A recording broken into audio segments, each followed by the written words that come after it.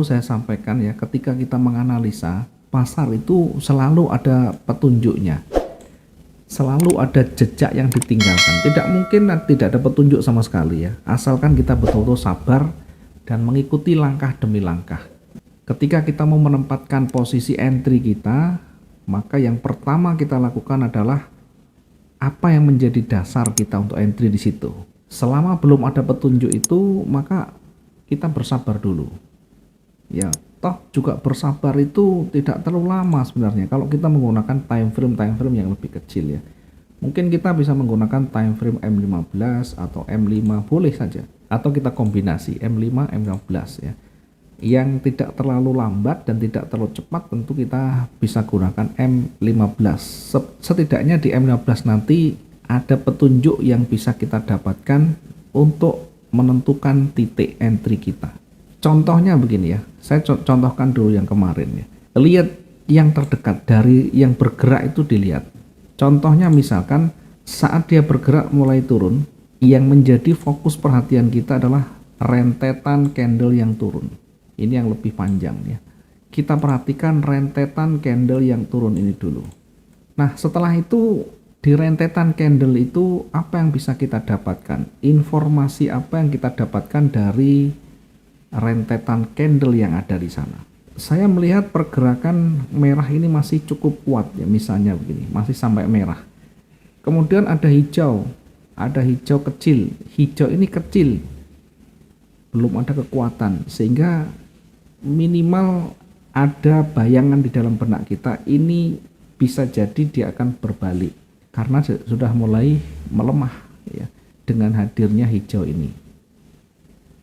Kemudian perhatikan dari sisi levelnya. Tadi di awal kita lihat yang mana yang dominan. Dia dominannya turun, kemudian di candle-candle terakhir kita perhatikan.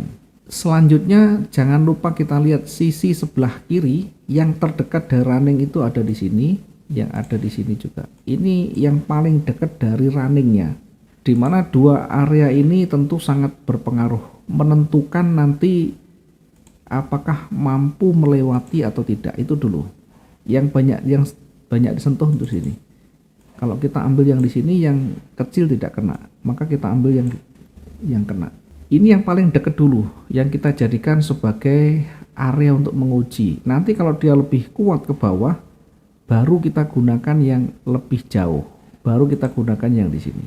Jadi andaikan ini breakout di sini, ini pun tidak menjamin dia akan kuat turun. Belum, masih ada di sini namanya level psikologisnya.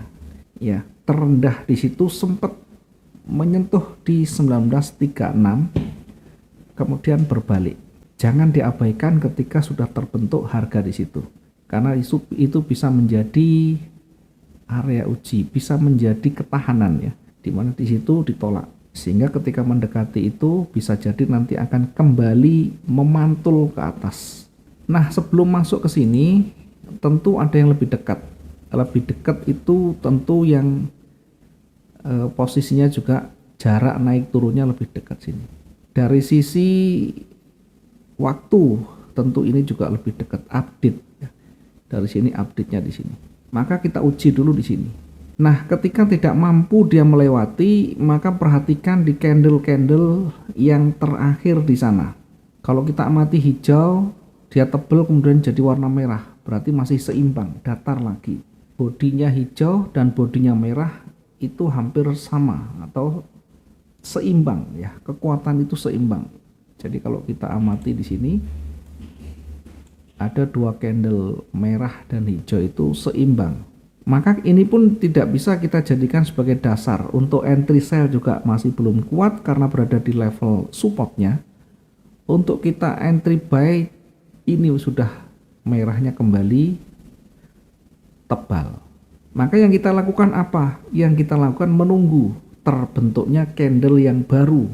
Kemudian perhatikan ketika satu candle yang hijau muncul di sana. Oke, candle setelah merah ada hijau. Kemudian perhatikan hijau itu kekuatannya seperti apa. Kalau kita amati dari sisi bodinya ini masih belum kuat. Kalau kita bandingkan dengan merah, ini setengah dari bodinya aja masih belum cukup. sehingga tidak cukup valid, tidak cukup kuat untuk kita mengambil posisi buy di situ. Dari sisi level bawah ya, low-nya, harga terendahnya masih berada di atas supportnya, artinya berada di satu garis jajar.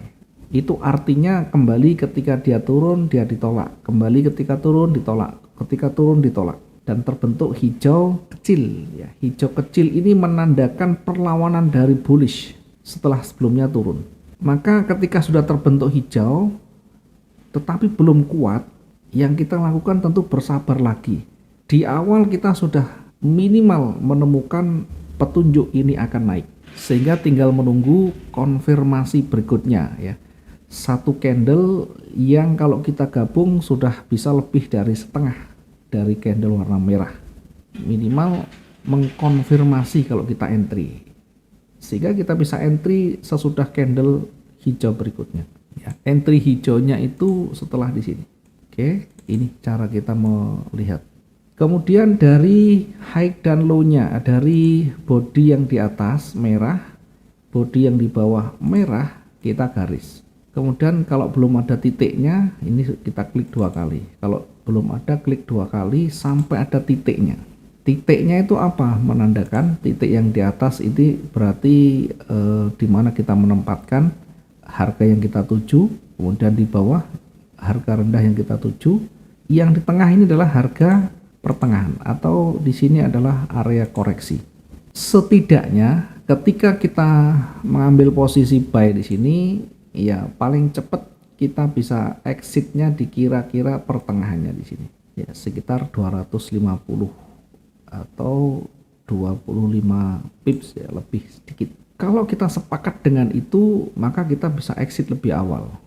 Kalau mungkin target kita 500, maka terlalu jauh karena harus menguji dulu area ini. Setidaknya akan kita uji di area retracement-nya di sini.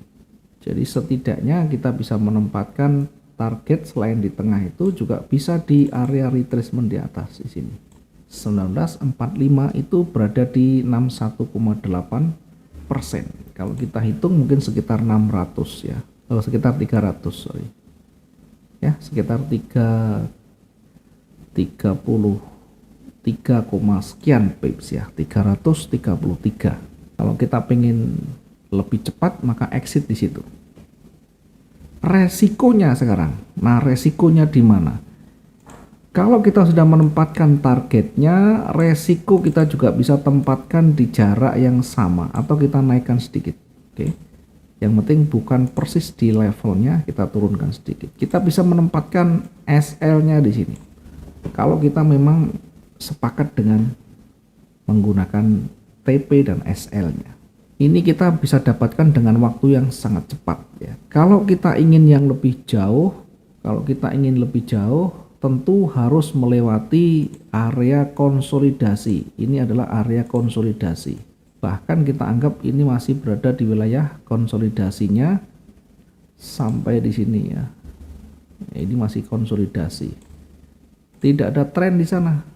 Yang utama itu yang berada di tengah, itu adalah area konsolidasi. Keluar dulu dari zona ini.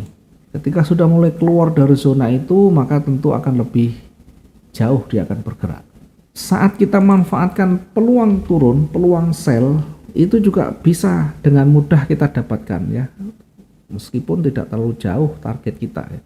Perhatikan ketika dia bergerak naik mendekati area retracement, dia tidak bisa lewat, tidak bisa menembus area retracement 61,8. Dari sisi candlestick, dari sisi karakter kita lihat ini bergerak mendekati di sini, kemudian sempat coba untuk breakout tapi gagal, sehingga ini namanya false breakout, gagal breakout. Kita lihat ada penolakan yang cukup panjang atau ada penolakan yang panjang di atas ya, karena sumbunya panjangnya sudah 3 kali bodinya. Kemudian kita lihat merahnya kecil, bodi merahnya kecil. Kalau kita masih kurang yakin, kita butuh satu konfirmasi di mana 2 bodi kalau kita gabung bisa lebih dari setengahnya hijau, maka kita bisa menempatkan posisi sell berikutnya di sana.